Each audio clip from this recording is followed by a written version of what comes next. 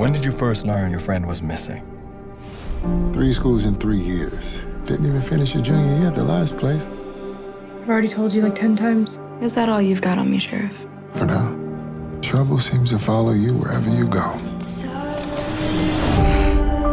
My name is Madison Brodsky, and I'm here at the Cruel Summer Season 2 premiere, where we're talking to the cast about the different storylines, the different twists and turns that will be sure to keep you on the edge of your seat.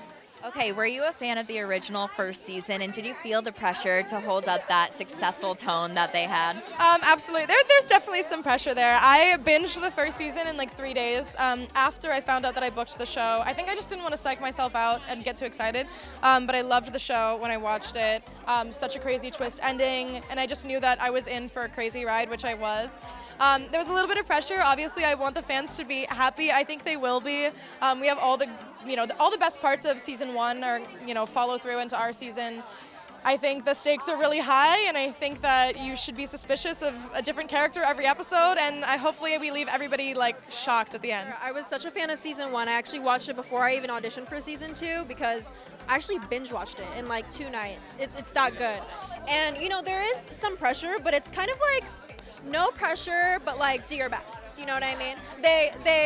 We had some big shoes to fill for sure, but I feel like season 2 wasn't trying to mimic season 1. It's its own thing.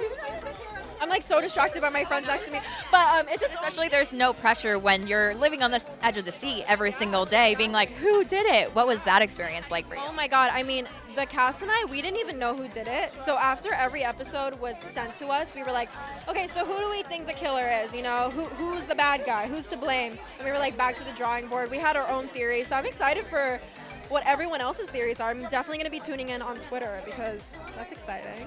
Yeah. One of the things that I love about this show is that while the events that are occurring are crazy and life-changing, the people and the characters are really just who you would find at every single high school, right? So did you, bye Jessica. So did you have any moments that you just, really related to your character? At the end of the day, when you look at Isabella's just a young girl that's trying to navigate her senior year of high school, that's trying to figure out life. And I think that that's what every team can relate to, especially after kind of the pressures of feeling as though she had to grow up early. Just being able to see this young girl who puts on a facade, but you see that facade slowly crack and break over the span of a year, which is very real for me as well, because that's very human. Well, what I love about this show is while the circumstances are crazy and life-changing, the kids and the characters really you can find in any high school anywhere around the world. Did you find yourself in your own character? Yeah, definitely. I saw too much of myself in Luke. Yeah, except for the bad stuff. All the good stuff I found, none of the bad stuff. No. Luke is just, he's young and he's naive and he's lost and he's figuring it all out. And, I think every teenage boy goes through that and they make mistakes and you learn from them. And that's what this show is about, is making all those mistakes. You're challenged with, you better be just as captivating, if not more. And actually for the season 2, because season 1 was such a success, you have to be better. It's not enough to be just suffice to be the same, because what are you coming back for? So it's kind of that was the beginning, the initial, but you just come in and do it and be organic and you let it, unfold as it may. And the stakes are so high. What was your reaction when you were reading through the script and you were like, oh my God, is it this person? Is it this person? Is it this person? That is just what we were doing. We were all, the cast and crew were making bets. We were trying to figure out who was what, who did it, and no one knew because they wouldn't tell us until the very end, until we got the last script. And so you had all these big reactions, oh no! But that is so cool. So you got one of those reactions, and if we get it, and we're reading the scripts over and over and over, and we're living these moments over and over, imagine the viewers. It's amazing how it unfolds. It is amazing how it's written. I think these characters are amazing, and it's so well written because it's really relatable with these life-changing circumstances, right? Did you see yourself in your character at all? I saw so much of myself in Amy. She really cares and really tries, and she tries to keep things really light, and she loves her friends. She wants to like care for them and protect them, so I saw a lot of myself in her. And a lot of these scenes are extremely intense with these life-changing events happening. Was there any post-show rituals that you did to kind of calm down after a scene, come back to reality?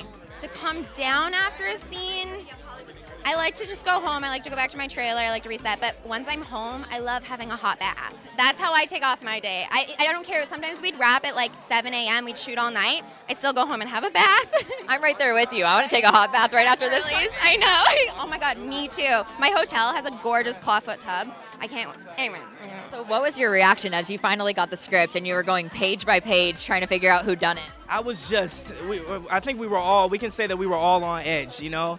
And this was being written while we were shooting, so a lot of us didn't even know, certain things that were going on in the show. So we were all literally like, we felt like detectives, trying to figure out where's this going, who's doing this, who's doing that. And yeah, it felt like we were writing the scripts, with the writers. So that was super, super, super cool. Now I have to know, what was it like to get into that Y2K era? Oh, it was great. It was great. Being born in 2000, it was, I've said it a lot, I wore a lot of the same clothes I wore when I was like 1. So I would send my mom pictures of my outfits, and she'd then send me back pictures of me as a baby that have like almost the exact same outfit on. And yeah. So it was fun to almost be like dressing like I was a baby again. That's so tender. I love that. Okay, my very last question for you. For those who are huge fans of season 1, what do you want to tell them about season 2? Get ready, because I think you're going to be just as happy with this season. I really do. Well, I know what it's like to be a mama that would do anything for your child, and I truly understood that in a way I never had before. So when you see the situation that Sadie's character is in, I get that. That was easy to react to. And some of these scenes are so intense. Did you have any post-scene rituals to kind of calm down and come back to reality? I normally would go and get a vitamin IV to just relax after being in the chilly weather of what is the Pacific Northwest. And I go for a run, because we were in Vancouver where it's just stunning to be in nature. So that was easy. So fun. My very last question for you. For those who are huge fans of the first season, what do you want to tell them about season 2? Be afraid, be very afraid. I'm kidding. No, you're going to love it. I feel it holds up, and I feel that what you loved about the first season is the same thing I loved about being a part of the second season. Well, there you have it. The cast had so much fun getting nostalgic and playing around in the Y2K era, but they had even more fun playing whodunit as they were actually filming the series. Now, it's your turn. Whodunit in Cruel Summer Season 2? Watch and find out.